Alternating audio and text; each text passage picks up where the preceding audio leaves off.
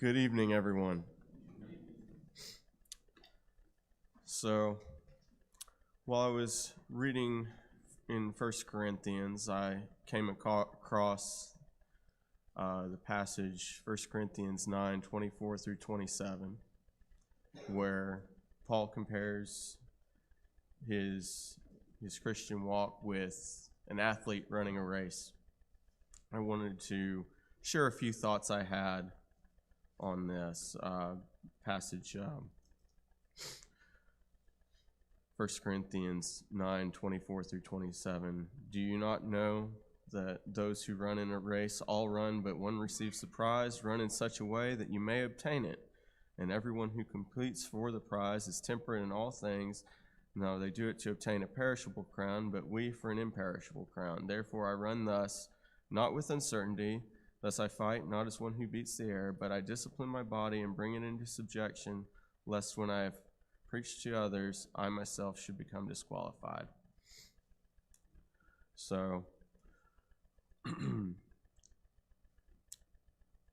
I was considering ways that Christianity is similar to a foot race. So, the first way it's similar, it's a challenge. It's not easy to run a race.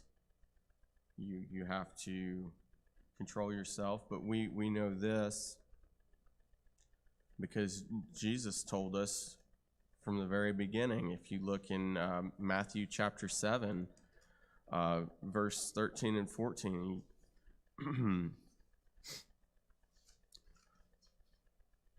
enter by the narrow gate, for wide is the gate and broad is the way that leads to destruction. There are many who go by in it. Because narrow is the gate and difficult is the way which leads to life, and there are few who find it. Or in Matthew chapter 10, verse 16 through 26, behold, I send you out as sheep in the midst of wolves. Therefore be wise as serpents and harmless as doves, but beware of men, for they will deliver you up to councils and scourge you in their synagogues. You will be brought before governors and kings for my sakes, as a testimony to them and to the Gentiles. But when they deliver you up, do not worry about how or what you should speak, for it will be given to you in that hour what you should speak. For it is not you who speak, but the Spirit of your Father who speaks in you. Now brother will deliver up brother to death, and father his child, and children will rise up against parents and cause them to be put to death. And you will be hated by all for my name's sake, but he who endures to the end will be saved. When they persecute you in this city, flee to another, for surely I say to you, you will not have gone through the cities of Israel before the Son of Man comes. A disciple is not above his teacher, nor a servant above his master. It is enough for a disciple that he be like his teacher, and a servant like his master. If they have called the master of the house Beelzebub, how much more will they call those of his household? Therefore do not fear them, for there is nothing covered that will not be revealed, and hidden that will not be known.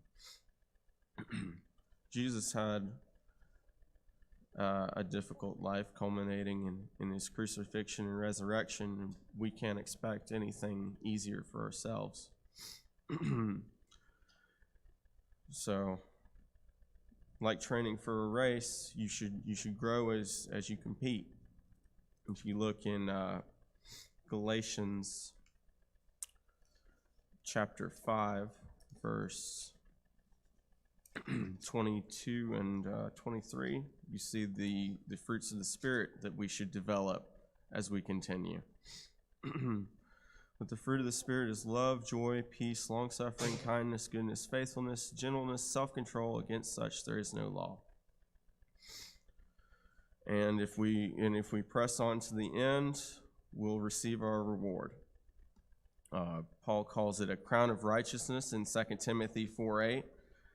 And in Romans 6:22, we're told that we're set free from sin and will receive eternal life.